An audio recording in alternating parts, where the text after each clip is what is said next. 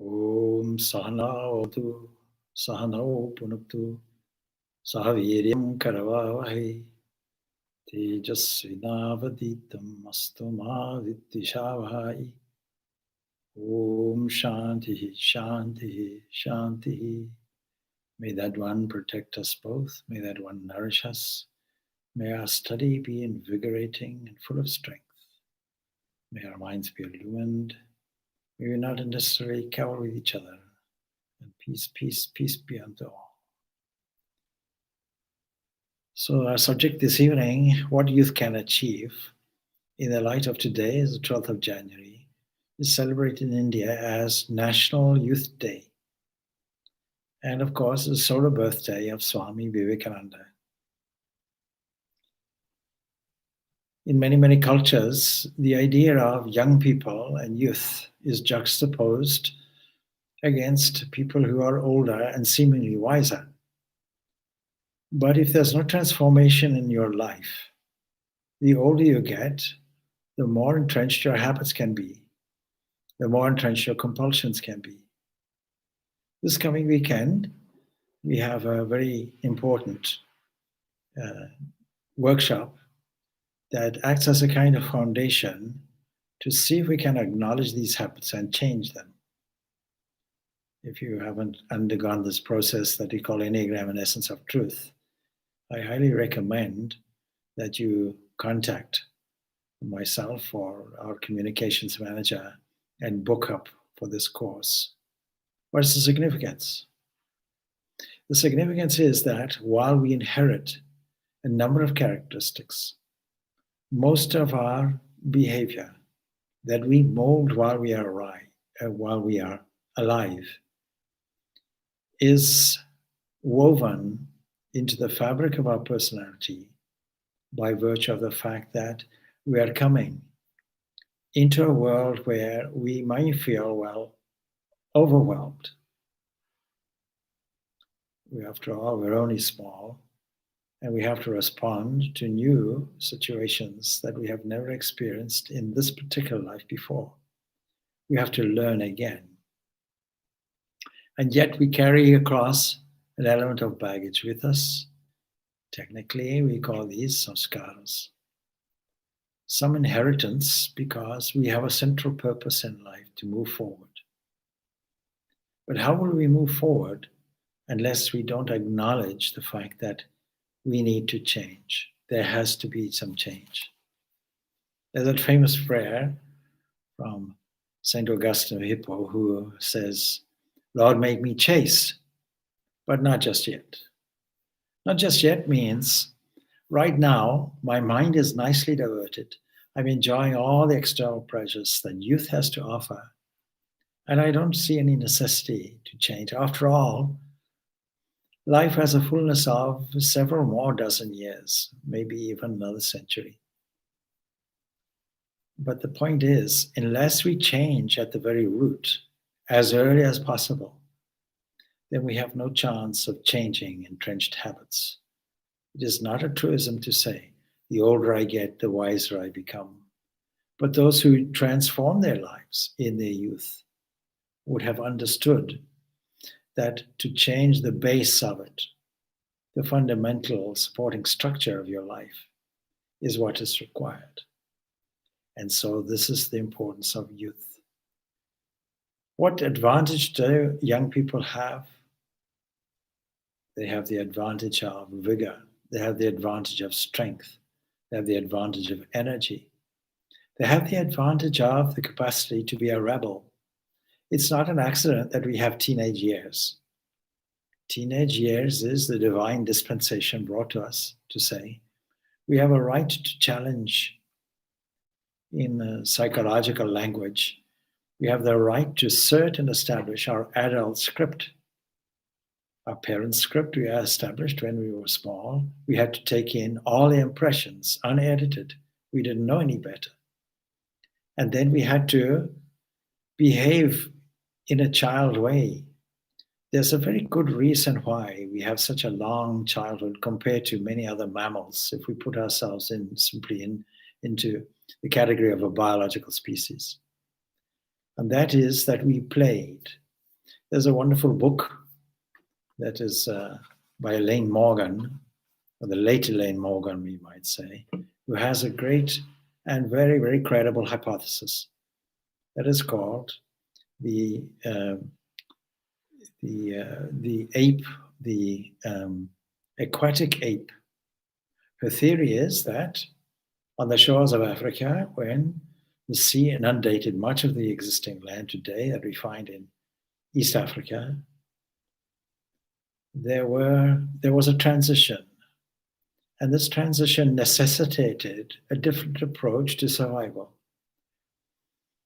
Instead of climbing trees, as our ancestors had done, the ape, as it was, would have found the necessity to communicate in order to survive and gather sufficient food from the sea that would give us the necessary omega nutrients to change the whole survival mindset to something that was planning and intelligent. This part of the evolution, which we would interpret as the divine unfolding, the manifesting of this potential from within, was necessitated by the fact that on the sea shores, on which we still play and go on holiday to, was a very long expansion of the youth phase that we were able to play. And in this play, we learned. And in this play, we communicated. And in this play, we evolved potentially. And in this play, we became creative. We became imaginative. We became artistic. We became inquiring. We became scientifically minded. So this is a wonderful book by Elaine Morgan, The Aquatic Ape, disputed no doubt by anthropologists, but it has some credibility in the sense that there is some evidence for it. In any event, this long childhood structure that we have enables us to take advantage of a youthful disposition, not just playing like wrestling animals do, lions, cubs, and so on, so they wrestle, learning the art of survival in their own way, but learning things in a more creative fashion. And then survival is not what we're looking for. We're looking for the overthrow of our very genetic composition. We're looking to get out of evolution. According to evolutionary biologists that hold on to the central idea of struggle, survival of the fittest, sex selection, etc., Buddha, Jesus, Ramakrishna, all would be failures because none of them went in for any sex selection. None of them went in for greed. None of them went in for survival. None of them were interested in materialism or material possessions. They eschewed these. They ran away from them. They isolated themselves from them. Jesus' 40 days and 40 nights in the desert is evidence of this. Buddha's experience in his meditation of the temptation of Mara. All of this says that they are presented with certain temptations and they resist them. And all these tempting things are all attracting us to the endorsement of a so-called real external material world. We are aiming to do the opposite.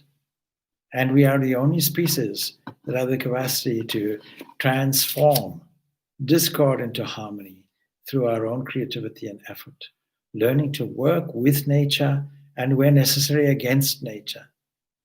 For example, if we want to draw water up from a well, then we have to fight against gravity.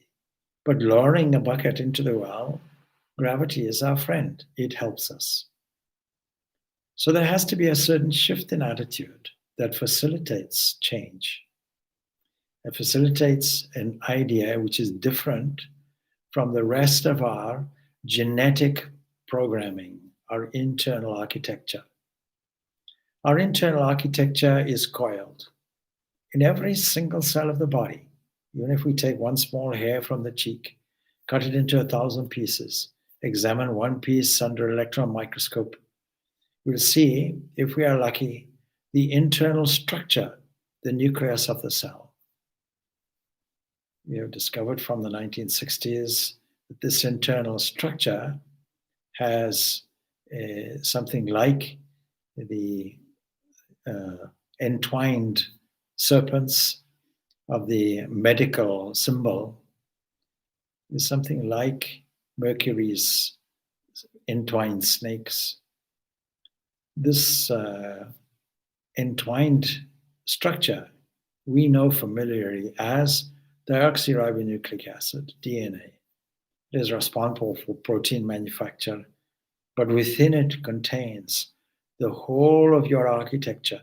Whatever you have been, whatever you are now, whatever you will be, is contained there and is ready to be unfolded. This is why Swami Vivekananda famously, in his Raja Yoga, brought this statement out, that each soul is potentially divine.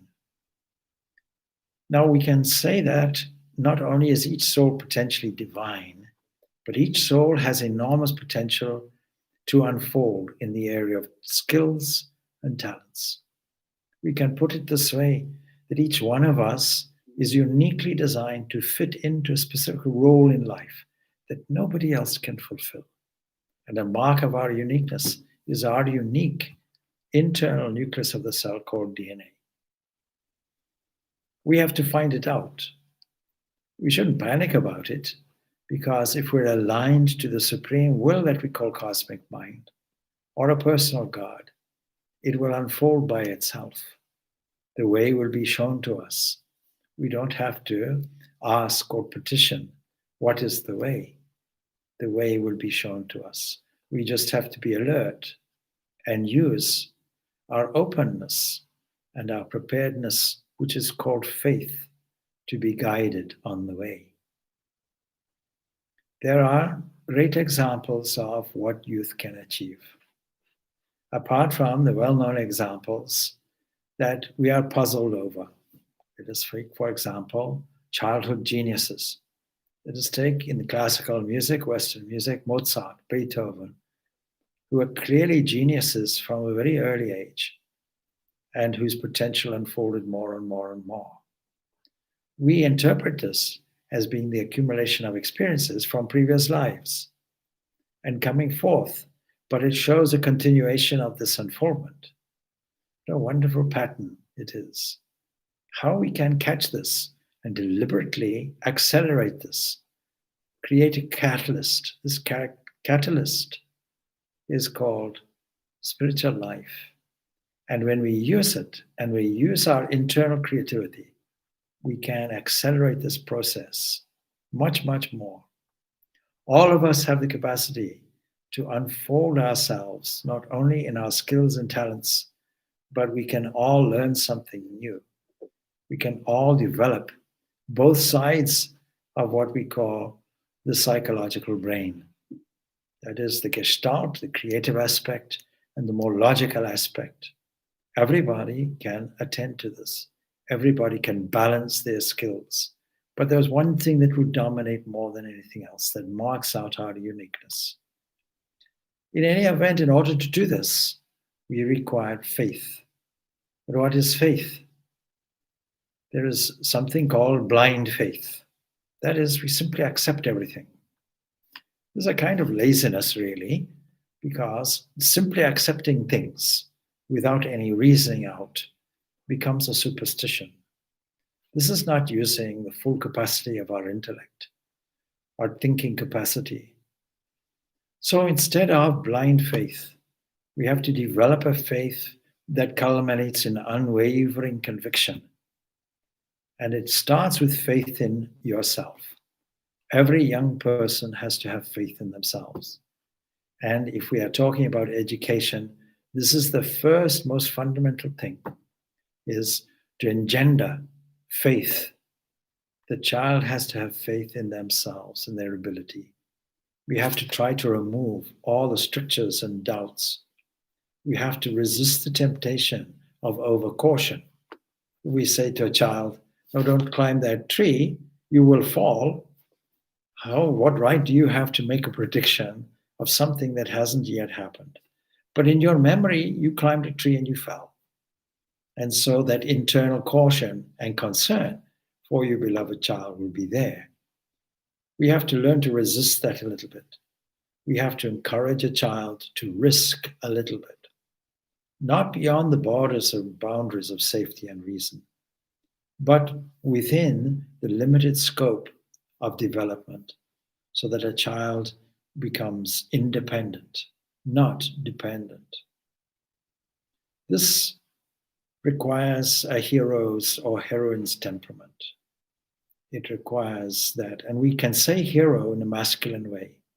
Let us take, for example, the benediction that was written by Swami Vivekananda to his beloved disciple that we know as our beloved sister Nivedita, the dedicated one. The mother's heart, he says, the hero's will.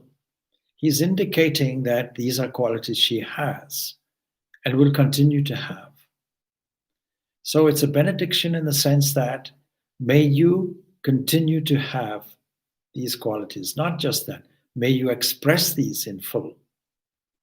But what is required?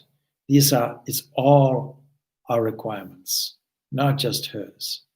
We have to have the mother's heart. We have to have compassion. The hero's will.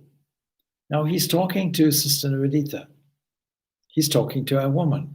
And yet he doesn't say in the feminine, heroine. He says masculine, in contrast to mother's heart, which is feminine.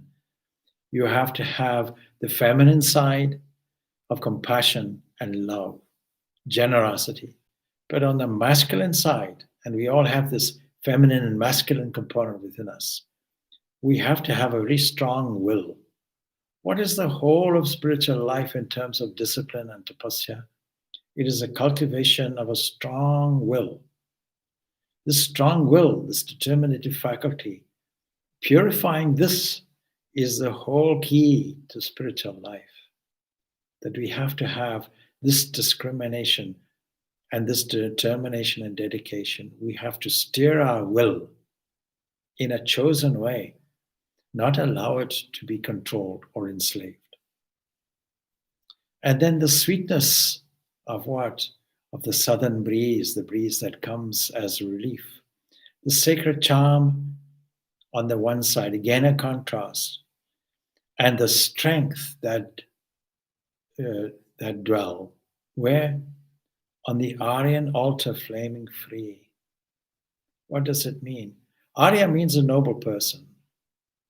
It is not a race of people. Recently I had a discussion with a devotee. You see, all these scholars and so on and so forth want to create an invasion into India from a race. But the Vedas never mention this Arya other than as a description for a noble person, an ideal somewhere. And this ideal, highest ideal of spiritual life, is held in the subcontinental India historically. What is our job in Vedanta? Our job is to disseminate this fundamental truth, which is absolutely universal. It is not regional, it is not geographical, it is not racial. It is completely universal. This afternoon there was a conference concerning the Vedanta movement in Europe.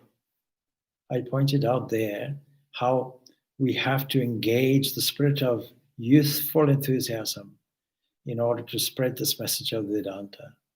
It is the highest, most charitable work we can do. And we can only do it by mobilizing youthful qualities and mobilizing the future. The future means this. In this DNA that I told you about, it lies the future politicians, lies the future scientists, lies the future artists and poets, lies the future musicians, maybe the future athletes.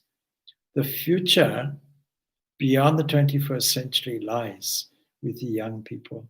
This seems to be a very obvious statement, and yet we have to invest much more in the youth. Firstly, just to repeat, we have to try and cultivate within them a deep faith in themselves and their abilities, a deep confidence of attitudes that I can do anything.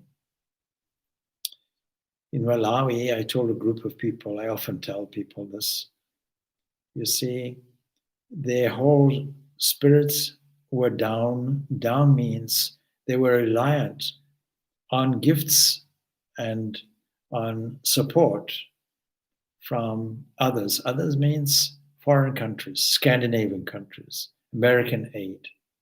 Dependency on this will not make a country grow. Independence, they got political independence some while ago. They got it in 1964. But they never got economic dependence. And they never got psychological independence. Their psychological independence paves the way for the rest. They should be able to say, we are Africans, we can do anything. Because Africa is a vast continent. You can fit many of the countries that we know of into this continent of Africa. It is Africa that has an enormous chunk of the world's population. And compared to the rest of the world, it has a relatively low density of population because of its vastness. Only the cities are highly populated in terms of density. But the standards are very poor. And when I noticed this dependence rather than independence, where they could uplift themselves and be free thinkers, I told them, and this is with all due respect to listeners in certain parts near to us, I said, you know, there's a small island. It is overcrowded with notoriously bad weather, but the inhabitants call themselves Great Britain.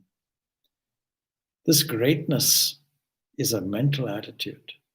It's a mental attitude that allowed the British, for better or worse, to conquer vast areas, the biggest empire that humanity has ever seen, spanning the entire globe. Now, if you had an nth of this spirit, you would work wonders. And Swami Vivekananda had this admiration, at least, for the British people, that a small island, a small, tiny blip on the sphere of the earth could have so much influence, could command the conquering mastery of most of the globe. Imagine a small handful of people, comparatively speaking, lording it over millions of people. Imagine the amount of self-confidence and faith that is required for this. Have faith in yourself. Have faith in your abilities, your skills, and your talents. But above all, we have to lead them to the fact of this spiritual dimension in them. The spiritual dimension in man that is called Atman. This work of Vedanta is the work of indicating this freedom within. Because when we are free, we should have enormous capacity to do enormous good for ourselves and others. It is like playing a musical instrument. We start off faltering. We are not sure, can we play this? We have doubt in our own abilities. And so we have to engender first faith. We have to be sure, no, we can do it. Come what may, we will do it. So a certain element of determination has to go with it. And after that, practice. We have to have the tremendous practice, the capacity to have fortitude, to have forbearance, practice and practice and practice until we get it. So, faith first, and then after that, once we have practiced, we have mastery of the instrument, then we have the freedom. We have the freedom to play anything on this keyboard, supposing it's a keyboard instrument. Instead of restricting ourselves to a few notes, hesitatingly putting down fingers here and there, we can go all over the keyboard and we can play any request given to us. Please play this. Yes, yes. Immediately we play it with great skill and ability, and we have the freedom not to play as well. We have the freedom to play the whole range, and we have the freedom not to play also. That's true freedom.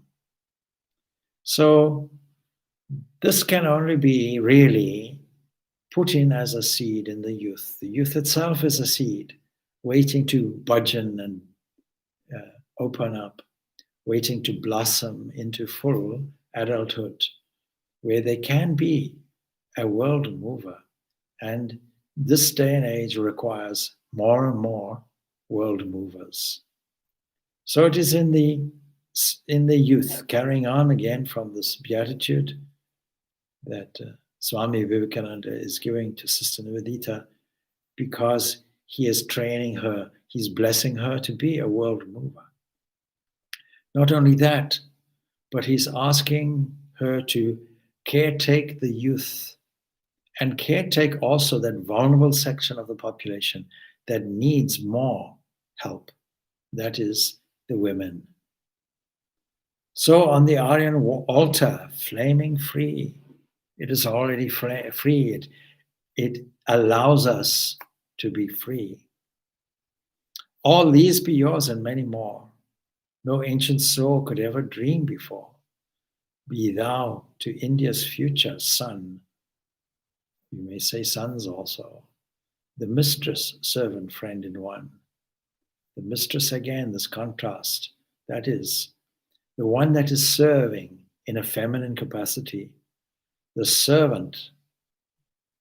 So the mistress, the one in command also, and the servant, the one who is serving, but also has to be friend. What is the importance of this? Sister Nivedita later takes it up and sees that the political arena is necessary in order for her to be a part and parcel of the ultimate political freedom of a country that will enable this Vedanta to spread in every direction throughout the world. And that is our work. As a Vedanta society, that is our work.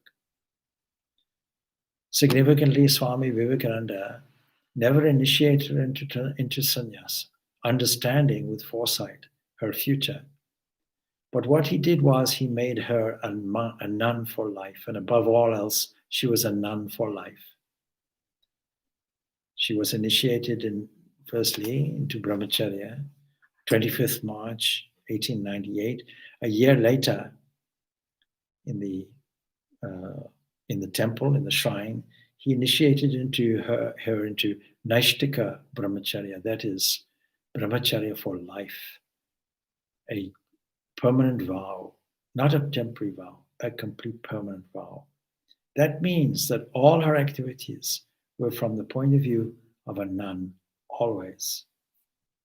During the voyage that she partook of, going back to the West with Swami Vivekananda and others, she was planning her line of action in America because Swami Vivekananda discouraged her from the school, not discouraged her, but simply said, actually, with so few students and such meager resources, it's something of a waste of time. You have to go and get resources.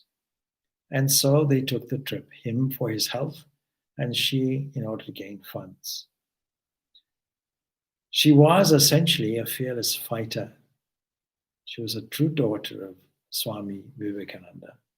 And she knew that a certain person who was regaling against Swami Vivekananda's message and efforts in the West, an Indian person, and she was virulently attacking Hinduism and attacking Swami Vivekananda in certain Western towns. But she writes, my notion is to take deliberately all those towns in America where this person has attacked the Swami and go there as a nun completely and give 3 lectures, what I have seen in India, and so on and so forth, like that. Now you see, she is exhibiting a feistiness, the feistiness really, relatively speaking, of youth. And her main concern is the education of the young. I pointed out earlier at a conference that, of course, Nivedita had studied some modern techniques of her time, which are still actually in vogue today. Those of Johann Pestalozzi, a Swiss educationist, who really brought forth the idea of, the combination of head and heart and hand together, coming from a point of view of romanticism, that is bringing the heart into education, having an empathy for those who were being educated. And it was then Friedrich Froebel who brought up the idea of a kindergarten, some specialist area for the very, very young, understanding that at this level, it is the minds and hearts of children that have to be won over and cultivated as carefully as we cultivate seeds. Swami Vivekananda and Sister Nivedita had the same outlook on education. Her point of view about education was that it was really the unfolding of knowledge that was already there. The idea of her education was, and her outlook was, that secondary education was not an accumulation of external knowledge and power, but enhancement of innate abilities through self-effort. And she said that the foundation of India's education is sacrifice and love. Love is born out of sacrifice, of selfish interests. And again, through love, that sacrifice finds fulfillment and expression. Swami Vivekananda was extremely blunt about it. He said, education is not stuffing your head with facts. It's not sitting down and developing this information. It's not information transfer, so to speak. And nor should it be from a negative point of view. Such an education is worse than death, he says, in his way. Education is not the amount of education, of information that is put into your brain and runs riot there, he says. Undigested all your life. You must have life-building, man-making character, making assimilation of ideas. If you have assimilated 5 ideas and made them your life and character, he says, you have more education than one who has got by heart a whole library. Imagine that. And today we take this education, unfortunately, in a very different way, putting great pressure on children. I was told the other day or the other evening in a group how there is pressure in certain countries close to us. At the age of 9, a child is worried. Will they go on in their education in a certain direction? What used to be called an 11 plus, whether you go on to a grammar school, whether you go on to some other school, whether your whole education, your whole educational future depends on you passing an exam at the tender age of 10 years of age. What do you know at the age of 10? But we tend to put pressure, such intense pressure on children. In many countries, this kind of pressure has resulted, unfortunately, in students going about a suicide, doing away with their life. And what a terrible tragedy to drive children in this direction. But what is necessary amongst our youth is contained in several examples, several stories. I'll relate a couple of these stories to you. One will be in the beautiful words of Swami Vivekananda himself, and I will summarize these. This first story is from the Chandogya Upanishad. A young boy said to his mother, I'm going to study the Vedas. Tell me the name of my father, my caste, or my background. And the mother was not a married woman. And in India, the child of a woman who has not been married is considered an outcast. He's not recognized by society, not entitled to study the Vedas. And so the poor mother said, my child, I don't know your family name. I was in service and served in different places. I don't know who your father is, but my name is Jabala. And your name is Satyakama. The little child went to a sage and asked to be taken as a student. The sage asked him, "What's your name?" He said, "I don't know, but my mother said this." And he repeated exactly what the mother had told him. And what was the reply? None but a Brahmin, that is a knower of Brahman, no, could speak such a damaging truth about himself. You are a Brahmin, and I will teach you. You have not served from truth. So he kept the boy with him and educated him. Now, there are peculiar methods that were there in the ancient days in India, and the teacher gave Satyakama 400 lean, weak cows and sent him off into the forest with a mission. And the mission was that he should come back when the herd had increased to a number of 1,000. Now, after a few years, this happened, and Satyakama, as a dutiful student, did as he was bid. 1,000 cows are there. And as people who know, who've studied this Chandogya Upanishad in other sessions that we've had, know that he then got revelations. The bull, who was in charge of the herd, said that the east is a part of the Lord, so is the west, so is the south, the north, and so on. And the fire said something, and something else said something. And the point about it is this: Satyakama made one mistake. Although he got these insights, he made the mistake of thinking and interpreting this source of knowledge from coming from outside. It wasn't coming from an external source. It was all coming from inside. And when he finally arrives at his teacher, he has taught the rest. What can youth achieve? Through patience, through perseverance, revelations, and then final insight.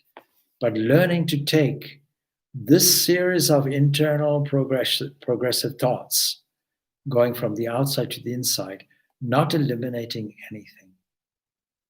We don't go from error to truth, says Swami Vivekananda. We go from truth to higher truth. We don't eliminate what we have. We don't eliminate the world. We don't say renunciation is renounce the world, scrap it, leave it.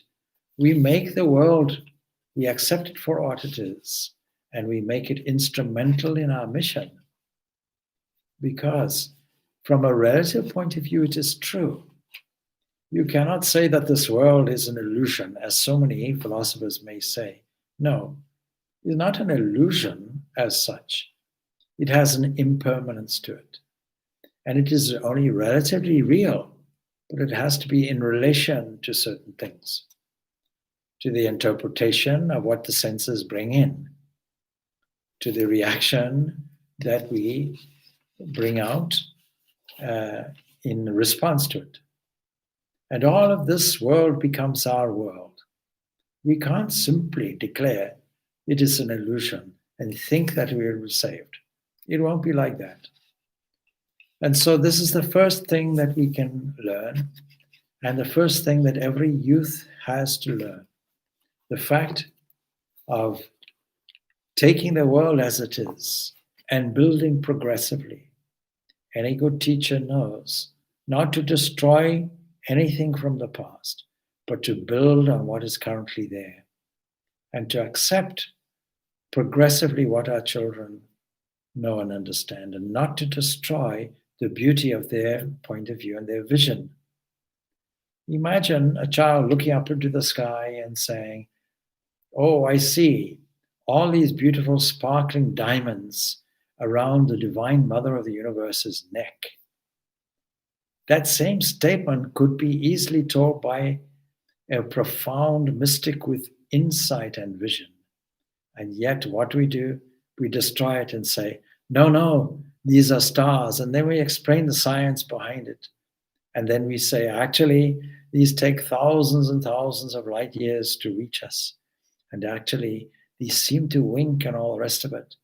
But in reality, these are pools of gas and instability of this light and their movement and their rotation is what is making these pulses that we call shining stars, things that wink at us at night.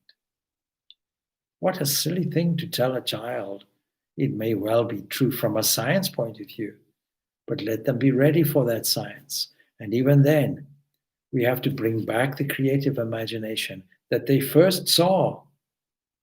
And that becomes our avenue, our inner road on the mystic journey, using the full capacity of our imagination and creativity, thinking and imagining God and his angels' presence in front of you with all the glory of the clouds and the heavenly lights and shining bodies.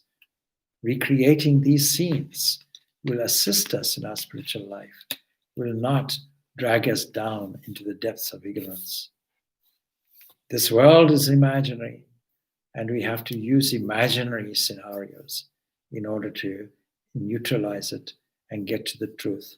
As Sri Ramakrishna pointed out, we have to use a thorn. To extract a thorn from the foot, we have to use this, what we call Maya, in order to transcend this Maya, to use this Maya's capacity to reveal things to us. So, this is the story of Satyakama. There are other stories, of course, in the Chandogya Upanishad, which teach us the same kind of thing. But there are other stories which tell us about the value of youth.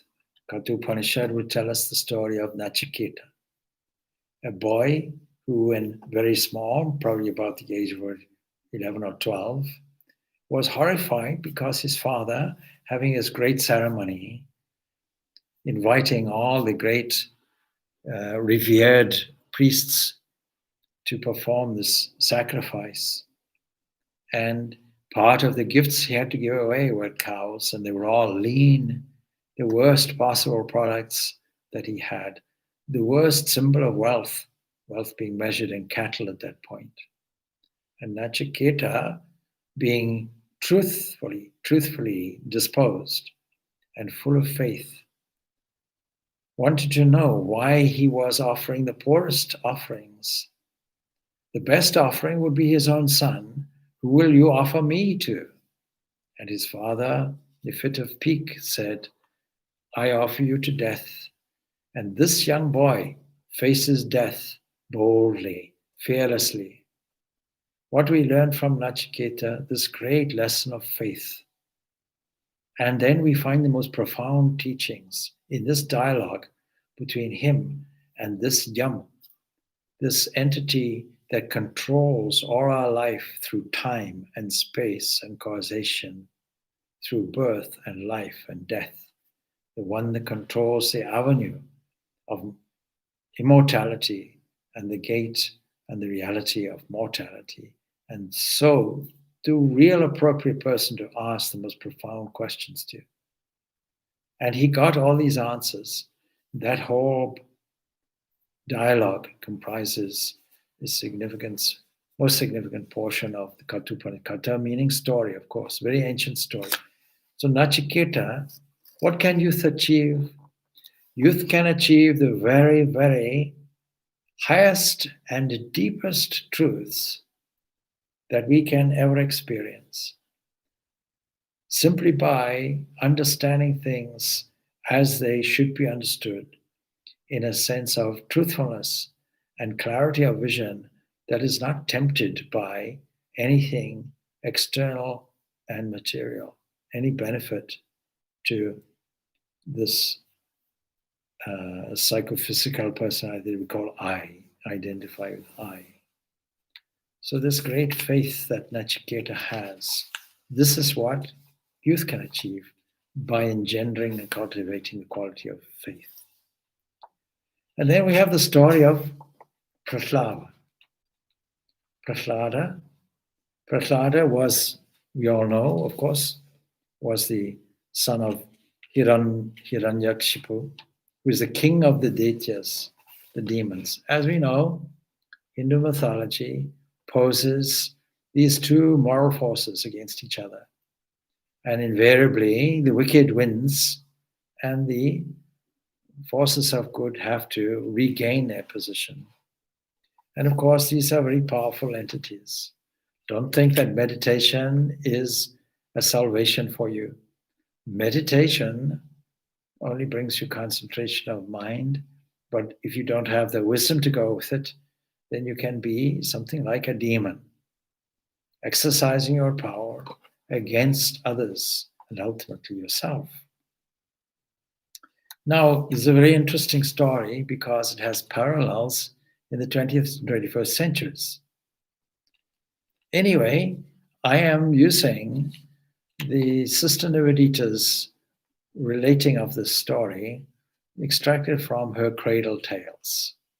As I say, Sister Nivedita was an educationist primarily, interested not only in applying the most modern and conducive techniques of education for her young children, but also applying them in a practical way because she understood that education in the correct way is not just secular education, but has this character forming dimension that extends to nation forming dimension, teaching the children pride in their cultural heritage, teaching children about the deep spiritual values that was inherent in their culture.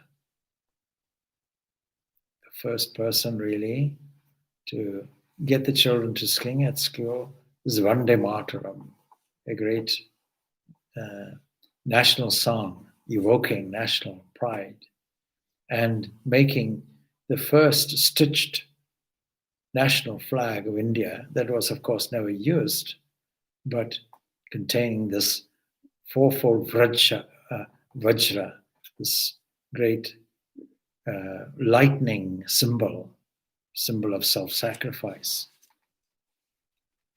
So she writes like this, and she points out, by the way, a preamble, an interesting preamble, which is worth also reading. She says that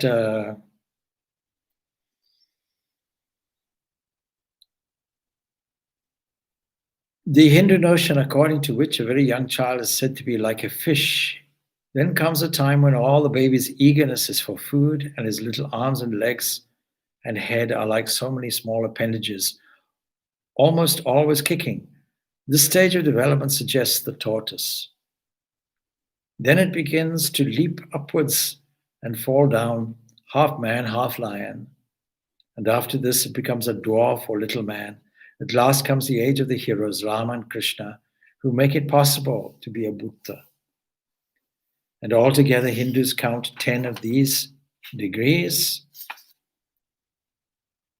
and or steps and call them 10 incarnations of the god Vishnu. Gradually, each stage has come to have its own wonder tale attached to it. And perhaps the story of Prahlada is simply the legend that grew up about the idea of a man-lion. Now, as I mentioned, Hiranyakashipu was the king of the demons. And of course, they were cousins and enemies of Vishnu, enemies of God. That is, those people who eschew even the existence of any entity that is an ideal that religion calls God. And so naturally, as is the typical story within the myths, that he managed to conquer all the devas or the deities, seated himself on the throne of the three worlds of existence. In other words, he gained power and possession. And in fear of a coming catastrophe, the gods themselves began to walk the earth in the form of men, and doubtless they appealed also to the Lord Vishnu, imploring his aid. In any case, soon after the king's victory, the little son was born, and presumably in a place in the Punjab, and his name was Prahlada. Now, Prahlada was a different temperament. Although he was born genetically to the demons, we can say his past life brought him out as a lover of Vishnu. And more specifically, he worshipped the ideal of Krishna. And so, while everybody else was eschewing the idea of Krishna and God and Vishnu and so on, he held on to this idea. His father, who had determined to drive the thought of the deities, any deities, that is, any semblance of good, out of the world, was very much troubled about his son. And at last he made up his mind to put him into the hands of a very stern teacher, with the strict orders that he was never allowed to worship anyone but his own father, who represented, of course, material life, materialism. Any atheist today will have a worldview, typically, of materialism. That would be their worldview, or physicalism. So now, of course, every time the teacher mentioned, for example, in the alphabet, K, you would think, oh, Krishna is what you mean, or G, oh, you mean Gopala. And like this, hopelessly, everything he was taught, he related in terms of worshipping Krishna. Not only that, but he taught the other boys how to worship Krishna. And this, of course, displeased the father. And the schoolmaster felt he was helpless, he couldn't do anything. And the king's anger was extremely great. Now, to the extent, the great extreme, he managed to tie a big weight around the little boy. And after challenging, will you renounce this Krishna? No, no, no. I can't give this worship up. And so the little boy, who had been brought away from his books, stood before the throne, being intimidated by an overbearing father. Are you going to promise me that you'll never do this worship again?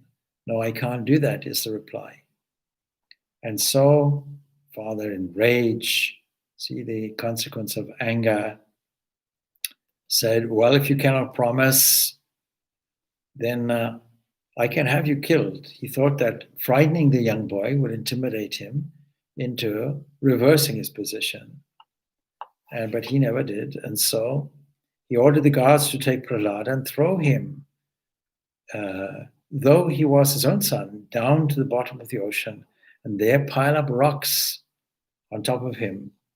And he hoped that the son would recant at the last minute, because he would be frightened. The young boy naturally be frightened and relent on his promise. But Prahlada stayed underneath and didn't come up. Why? It wasn't because he was stubborn or anything.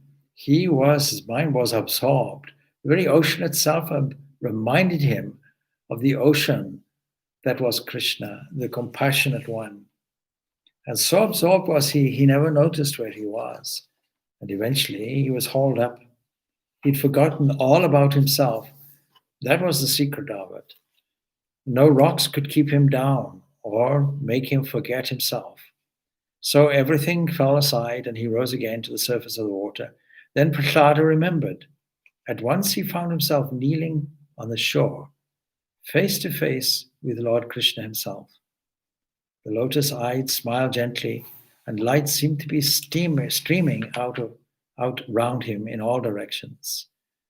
And he put his hand on Prahlada's head to bless him, saying, my child, ask me whatever you want of me, whatever you want. And he began by saying, I don't want this and I don't want that, but what I want is undying, pure love for you. What do we learn from Prahlada? We learn the lesson of love above everything else.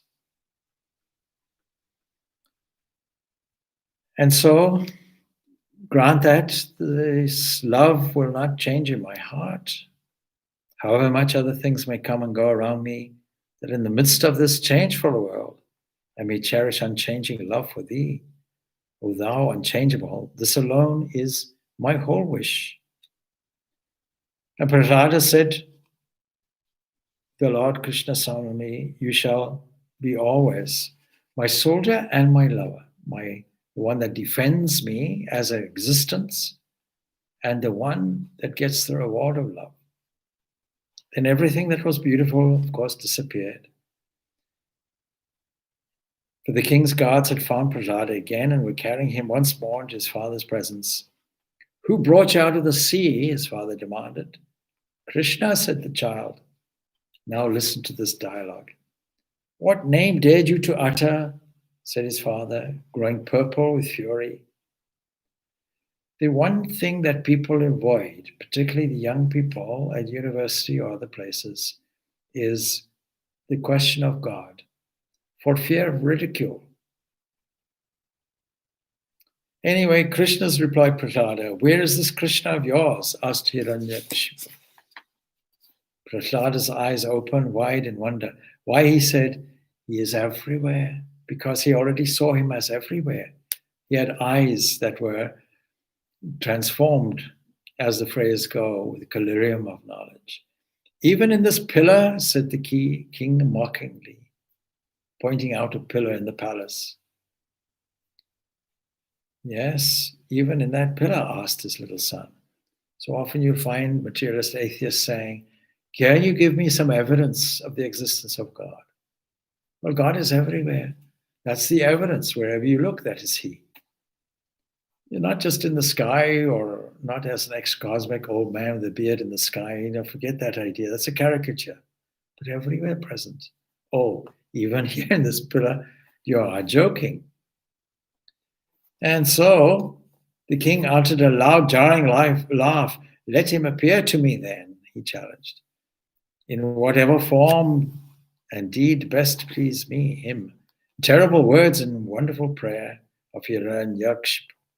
Great beyond that of common man must have been his power, for this demand, ringing out into the ears of the Lord himself, the pillar cracked from side to side, and out sprang one, half like a man, half like a lion. The lion is our nature that we have to bring out. We have to bring this combination of a practical person, man, and the courage of a lion, who leapt upon him and tore him into pieces. And so everything was restored and so on and so forth. The other example is the example of Dhruva. It is well known from ages past that there's one solid thing that can guide us in the night sky, and that is the North Pole star. And the North Pole star is called Dhruva, but Dhruva was said to be the son of a king, and his mother was the chief queen, but he had a child by a younger queen. And because of various domestic difficulties, jealousy, more than likely, is the chief component, he had promised that the son of the younger wife actually succeed him as the king, be the heir to the throne. And so the rightful heir, that is the son that is born from the chief queen, was then relegated, and him and his mother were sent off into the forest, where they led a very simple, humble life, a life of purity, surrounded by all the delightful, beautiful things that forest life can give, surrounded by nature. But at the age of 7, Dhruva hankered to know, where is my father? I want to see him. So he took a journey, and he saw his father, and his father was absolutely delighted to see him. He had lamented the departure. For 7 years he hadn't seen him. But then, because of his presence, the young queen who was there, again the jealousy rose and complained. And when the Dhruva affectionately asked, can you please sit me on your lap and give me a small hug? And so as that started, the queen's disapproving look came, and the king pushed him off the lap. And it was then that Dhruva had a change of mind and understood, my king is a very powerful king. My father rules a whole kingdom, and yet he's extremely weak. He wants me, but he's afraid. He saw this weakness, and his whole mind changed. And when he got back, to his mother. His mother saw the change. And he then said, I see that my father is weak. Is there anyone who is completely fearless and strong? Yes, one such entity is there. It's called Krishna. Where is this Krishna? He's in the forest, in the heart of the forest. So he goes in with great boldness to discover, where are you? Where are you? Krishna calling him. And a tiger comes along. And fearlessly he says, are you this Krishna? No, I'm not. And he goes away. And then a bear, same thing happens. And then eventually he meets Narada coming from heaven. And Narada says, if you want to see this Krishna, then sit here. And he teaches him meditation. So solid and steady was his meditation. And until growing over him, that eventually he saw this Krishna, not in the external environment of the forest, but in the depth of his own heart. And because of his steadiness, he was given the reward that he will steadily be in union with this Krishna forever. And he became the pole star. What would we learn from youth, such a young boy? We learn the courage to question what he saw in front of him, transforming sorrow, a sorrowful event, into pity, into determination, and ultimately into revelation. This is what youth can achieve. So with these few examples, our talk is over. What youth can achieve. It's not what youth can achieve, but what youth must achieve, with the help of those whose responsibility is to assist young to manifest their full potential in their studies, in their character, in their spiritual life. We should know sufficiently the answers to the questions that they give us. We have Vedanta societies, of course, with learned Swamis and so on, who are able to answer these questions. This is why we have these talks. But invariably, what happens? The children in teenagehood are allowed to go their own way and are not satisfied with any superficial answers given. Why do you light a lamp in the evening? Because my mother did it, and her mother did it, and her mother did it. No, that's not an answer. There must be a reason. When I was in Chicago some years ago, there was a Hindu temples of Greater Chicago, and not far from that is our ashram there, our center. And I was told, when people visit the temples of the Hindu temples of Greater Chicago, that has a whole range of different temples to suit different temperaments and traditions and styles. When people come there to worship, they are welcome. But when people want to ask questions, what they do there, the committee and the Brahmins there say, you need to go down to the road, you need to go to the ashram, and there all your questions will be answered. So we need to take cognizance and advantage of the resources present and make sure that your own children become not only people who have a logical answer to all their questions, but also a road, a map, a compass to their own inner life. And this is the best way that we can encourage our children and manifest their potential divinity from within. So on Swami Vivekananda's solar birthday, I wish you all prosperity, abundance, and may you all be free, and may you all have peace that passeth all understanding. Om Shanti Shanti Shanti. Peace, peace, peace be unto all.